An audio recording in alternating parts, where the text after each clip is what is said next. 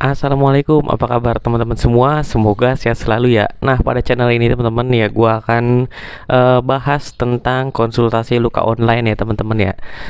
Jadi kebanyakan di channel gue ini karena dolarnya merah semua, kuning ya, makanya sulit berkembang. Akhirnya akan gue buka sharing ngobrol kayak gini teman-teman ya, supaya jangkauan YouTube-nya bisa lebih luas teman-teman. Kalau dolarnya nanti bisa berwarna hijau gitu intinya. Nah, oke ya. Jadi konsulen pertama pada video kali ini akan gue jawab pertanyaan yang berhubungan dengan luka teman-teman. Ya, nah ini ada pertanyaan, salepnya pakai apa bang? Ya banyak banget yang nanya gue, kalau gue perawatan luka itu gue salepnya pakai apa? Ya sebenarnya teman-teman ya, nggak ada salep baku untuk luka. Ya jadi sebenarnya yang paling benar dalam melakukan perawatan luka, teman-teman harus tahu ya. Teman-teman tuh harus tahu dulu kondisi lukanya.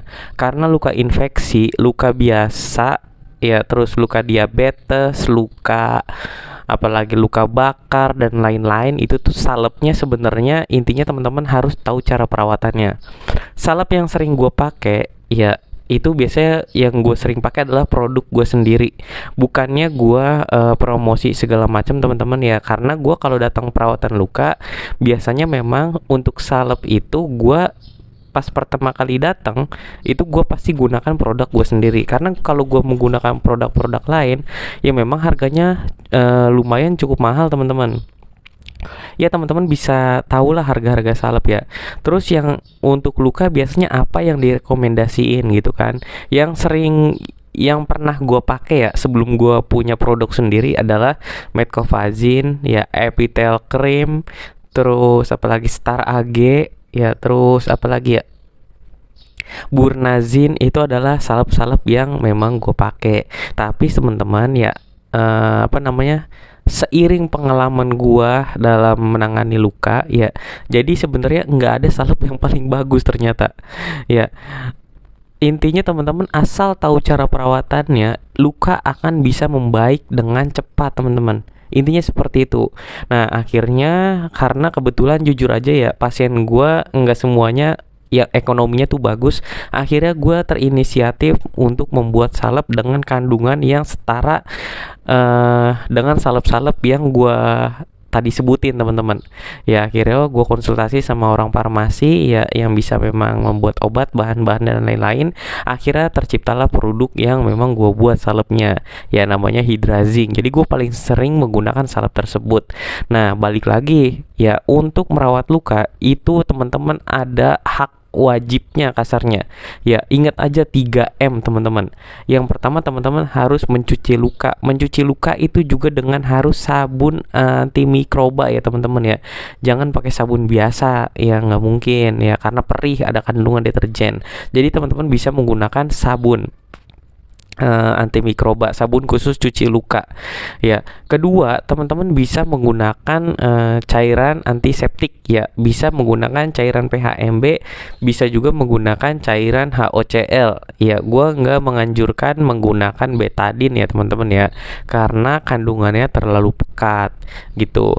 Nah yang kedua, membuang jaringan yang mati teman-teman. Jadi mencuci luka itu sebenarnya cukup pakai sabun sih. Jadi kompres antiseptik yang gua sebut tadi itu hanya sebagai tambahan aja untuk double cleansing lah kalau gua pribadinya.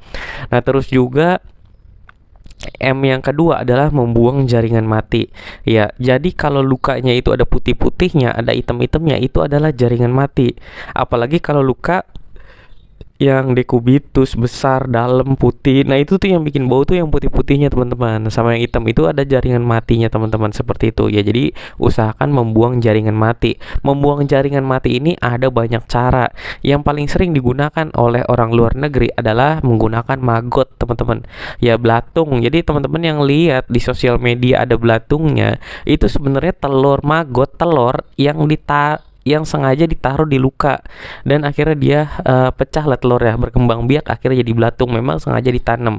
Maggot ini memang apa ya, unik ya teman-teman ya. Dia hanya memakan jaringan yang mati aja, bukan jaringan yang sehat. Tapi itu di luar negeri ya. Di Indonesia itu masih belum ada ya, jarang seandainya ada gitu.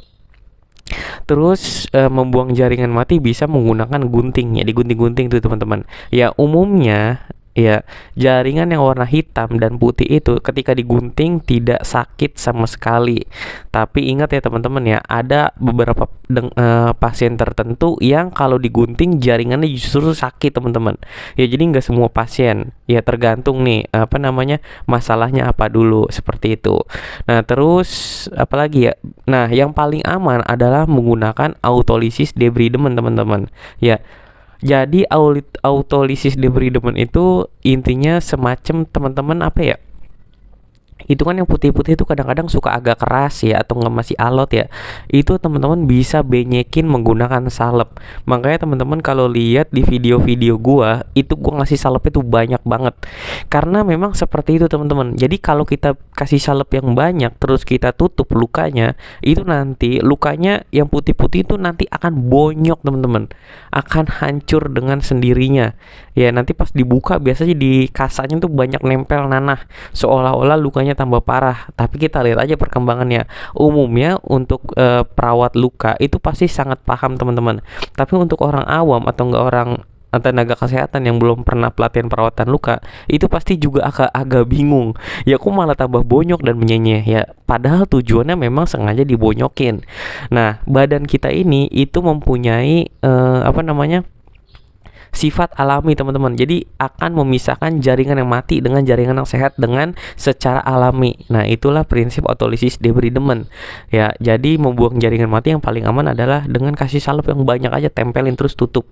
Buka 2 sampai 3 hari, bahkan bisa sampai 5 hari tergantung kondisinya gitu. Oke lanjut, yang ketiga adalah memilih balutan yang tepat. Nah milih balutan tepat tuh sebenarnya ada banyak ya teman-teman. Ada kalau bisa pakai kasa kalau bahasa ini apa ya, gauze gitu, apa ya, gauze gitu gauze, bisa pakai bisa pakai gue pakai yang bahasa aja gampang ya, bisa pakai kasa, bisa pakai foam dressing, bisa pakai melolin, bisa pakai ada banyak teman-teman, orthopedic wall apa ya, pokoknya ada banyak lah jenis balutan. Tapi yang paling umum digunakan adalah menggunakan kasa. Ya, jadi kalau disalepinnya tebal terus teman-teman tutup pakai kasa, itu insya Allah tidak akan lengket. Lihat di video-video gue teman-teman, ya itu nggak ada yang lengket pas gue buka. Kecuali untuk baru pertemuan pertama ya. Pertemuan pertama itu kalau gue ganti balutan luka itu biasanya lengket. Karena apa? Karena sebelumnya memang menggunakan prinsip konvensional dari rumah sakit. Nah ketika gue buka ya otomatis masih lengket. Tapi pada umumnya kalau teman-teman lihat gue ngerawat luka yang udah beberapa kali, biasanya pas dibuka tuh langsung coplok teman-teman, seperti itu ya. Jadi ingat aja 3M: mencuci, membuang jaringan mati, dan memilih balutan yang tepat. Ya untuk salep sebenarnya apapun bisa dipakai, intinya cari kandungan yang sesuai dengan kebutuhan luka teman-teman gitu. Untuk salep merek yang terkenal ya bisa Metcovazine, Epitel Cream, Sanoskin, apalagi ada banyak, Burnazin, Star AG. Oh ya, gue mau kasih tahu ya, salep juga bahan dasarnya ada yang hydrogel, ada juga yang berbahan dasar krim. Ya, tinggal disesuaikan juga dengan kebutuhannya. Ada yang berbahan dasar oil juga dan macam-macam teman-teman. Jadi sebenarnya salep yang paling cocok adalah yang sesuai dengan kebutuhan luka.